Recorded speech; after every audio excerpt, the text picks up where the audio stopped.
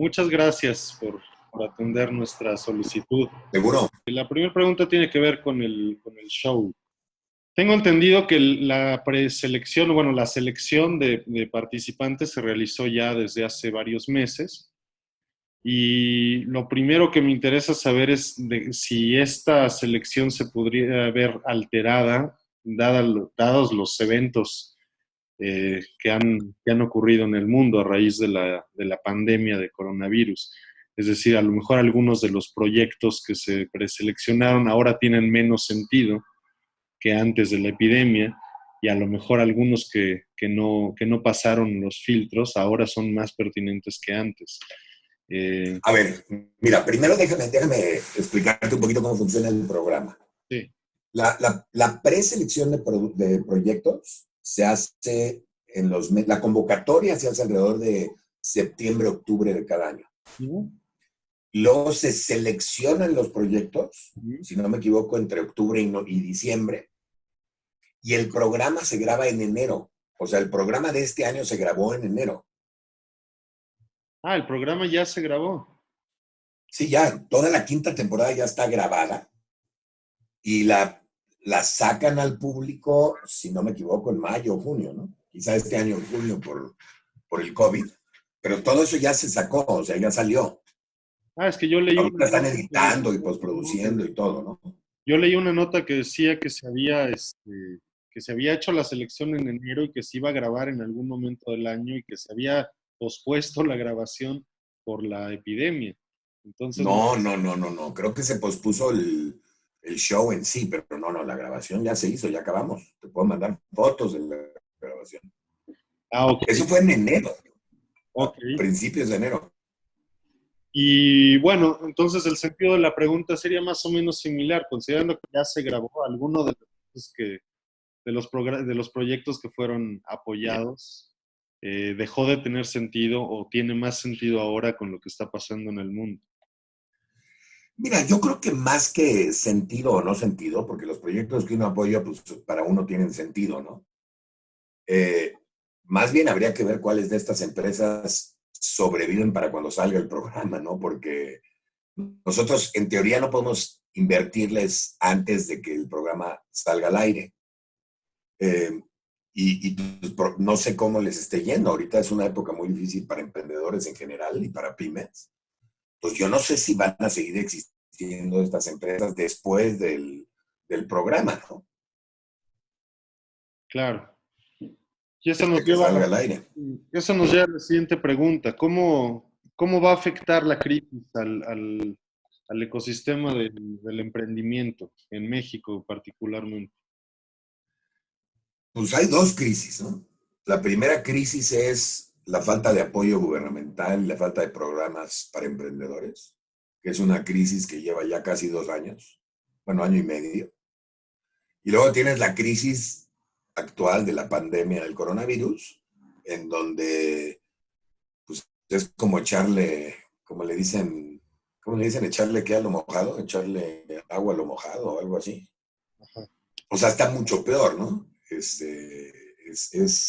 echarle sal a la herida, si tú quieres. Pero en realidad, con la falta de apoyos, la falta de programas, la falta de incentivos fiscales, eh, con cero interés de compra por parte del gobierno a pymes, con los corporativos están ahorita que también andan fregados, la gran mayoría de ellos. Y encima de todo esto, si le echas que las pymes están trabajando a un porcentaje mínimo de capacidad, con poco público y poco poder de compra, pues la situación es brutal, ¿no?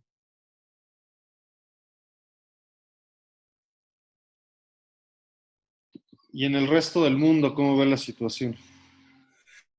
Pues mira, el resto del mundo está igual, quizá ahora con la excepción de China, que ya arrancó, pero, pero hay programas de apoyo. O sea, por ejemplo, en Chile hay un programa de apoyo muy fuerte a pymes ahorita.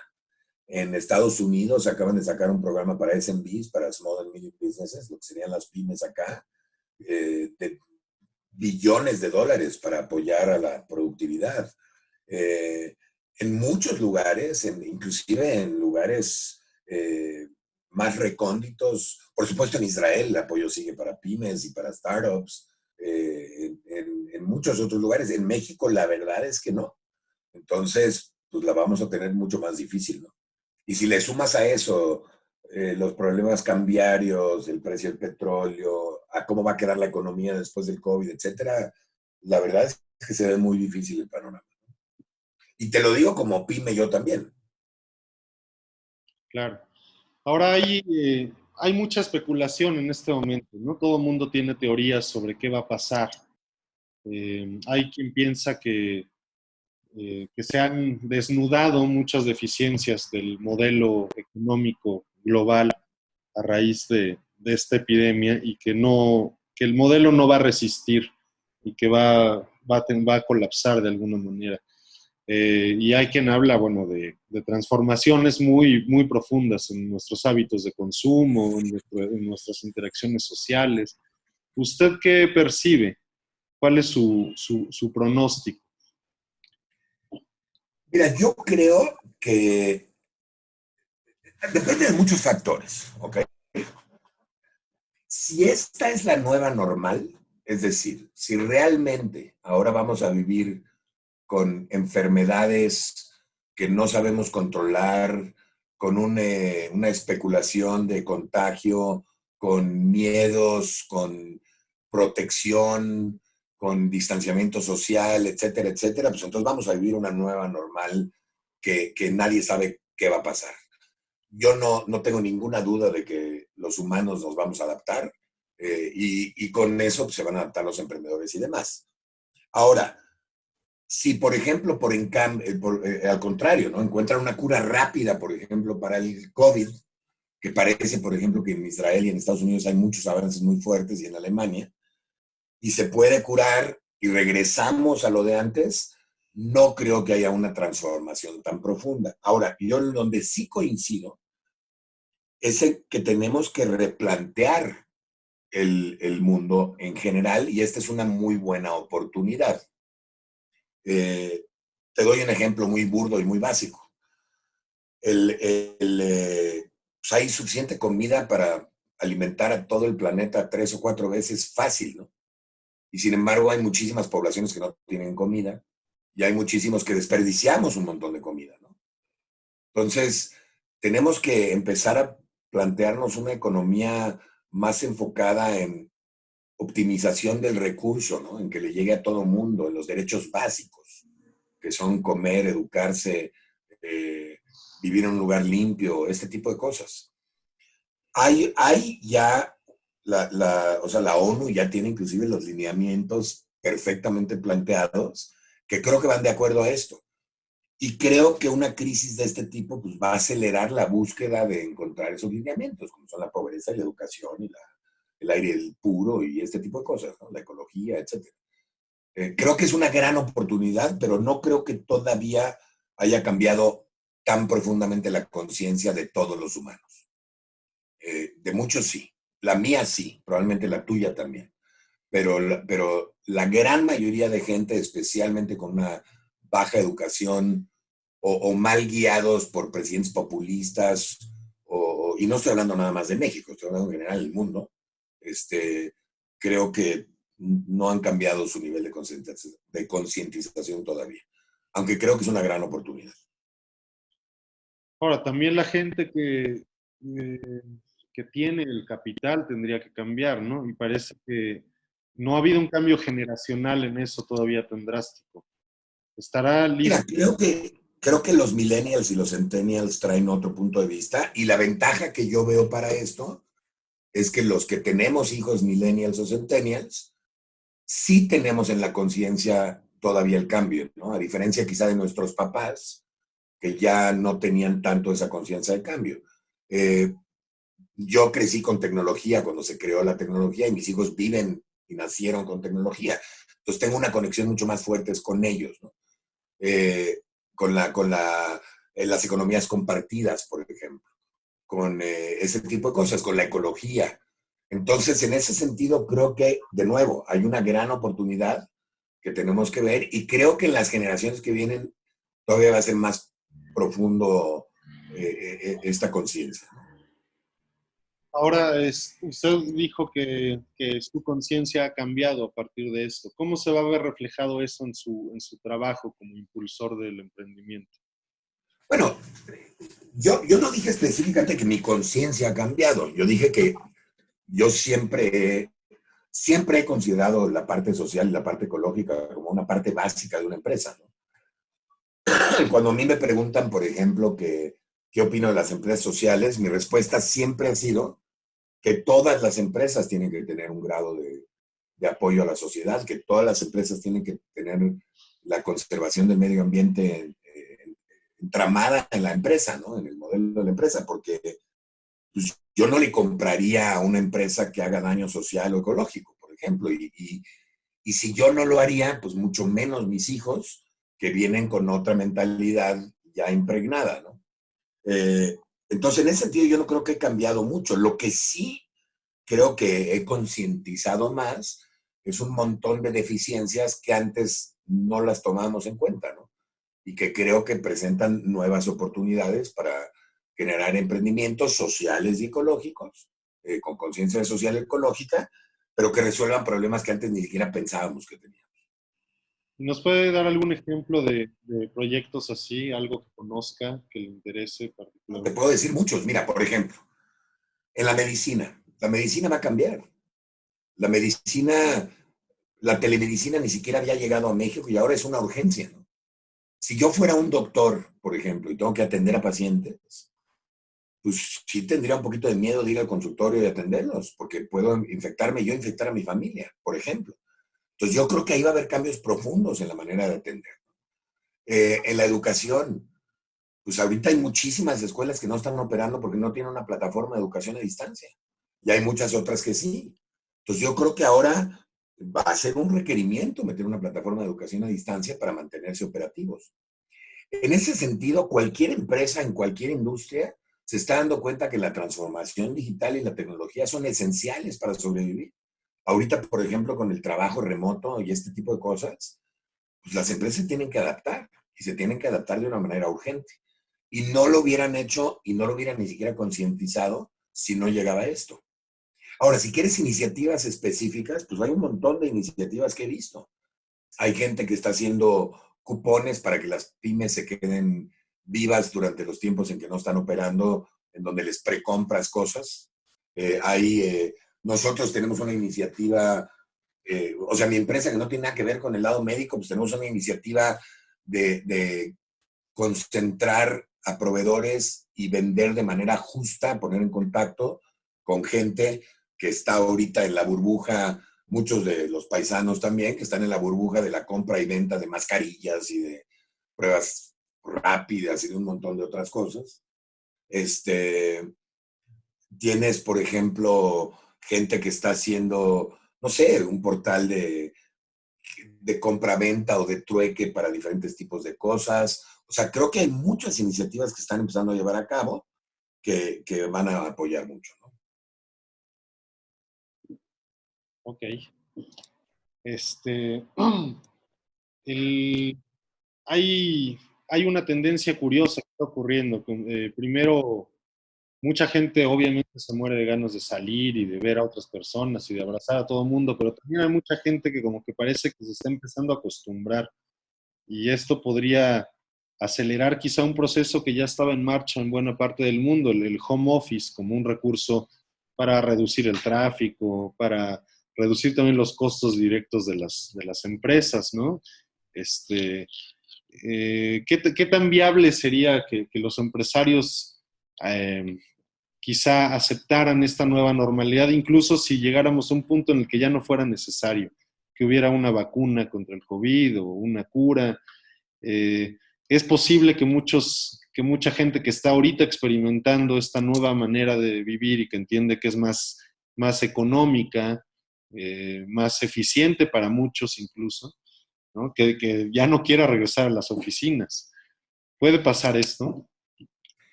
Mira, a ver, es una pregunta que tiene muchos ángulos muy, muy complejos, ¿no? En primer lugar, el quedarte en casa no necesariamente es más económico.